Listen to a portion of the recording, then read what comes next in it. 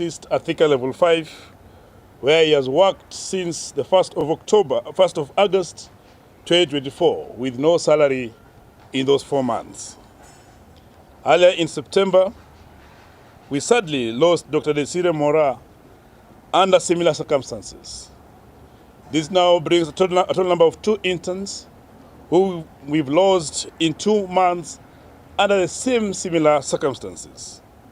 I'm also aware of 5 other interns who have attempted suicide, unfortunately were rescued and hospitalized. The only crime of these interns, those who have passed on and those who have attempted to take their lives, is only choosing medical career. On the 8th of May 2024, we called off our 56 days strike after the government promised to resolve the impasse within 60 days. 7 months down the line, we are still waiting. 7 months down the line, we are still negotiating. 7 months down the line, the courts have still directed us to go and talk with the government. We have seen, and we are asking, that how many more doctor interns must die for this government to keep its promises? How many more doctors must we lose for the government to stop the culture of lies and to commit to agreements that have been signed? As a union, we find these inhumane acts by government that does not care about the health of its workers. This is unacceptable behavior. And therefore, we demand that these intern doctors that are currently working, that have labored for the last 4 months, be paid their salaries immediately, as per the CBA agreement that we signed 7 years ago. We don't yet know what is new with this government, that they have decided to reinvent the wheel, that the payment that has been done seamlessly for 7 years is now causing death, mayhem, and suffering of doctors who are expected to offer services in the hospitals. We have had rhetorics and calls and talks about universal health care. But we want to ask, how is universal health care deliverable when the government is out to kill the same persons who ought to offer these services in the hospitals by ensuring that they're not paid, they're not supported, they're not motivated? It is not possible. This afternoon, after careful deliberation by the branch leaders and by the union in entirety, we are asking all the medical doctor interns across the country, in all the facilities, to stay at home immediately. That we will not afford to see any more deaths out of desperation, despair, and disillusionment that are caused by hard-working conditions. And you must go stay at home as we try to discuss these matters with the government.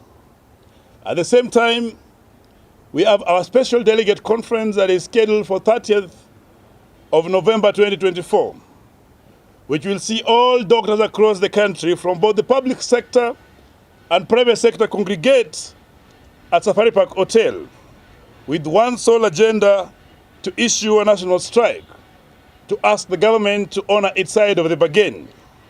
And we know it will be a sad situation in that time, but government is entirely responsible because they're failing to honor agreements and they're failing to honor court orders.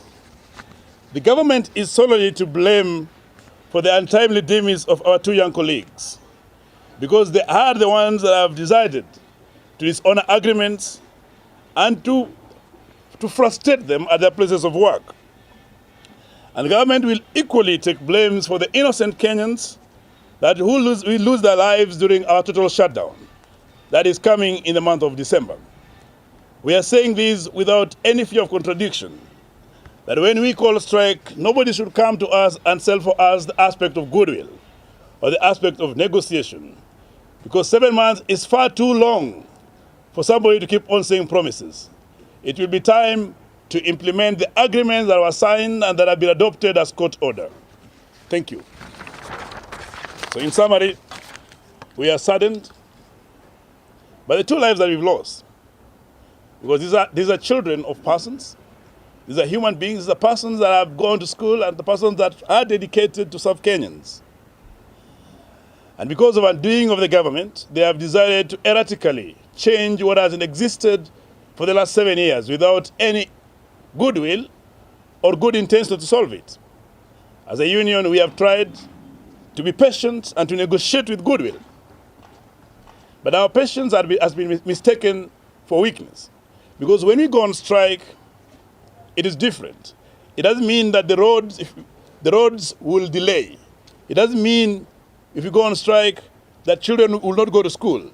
When we go on strike, people lose their lives. It's a different case.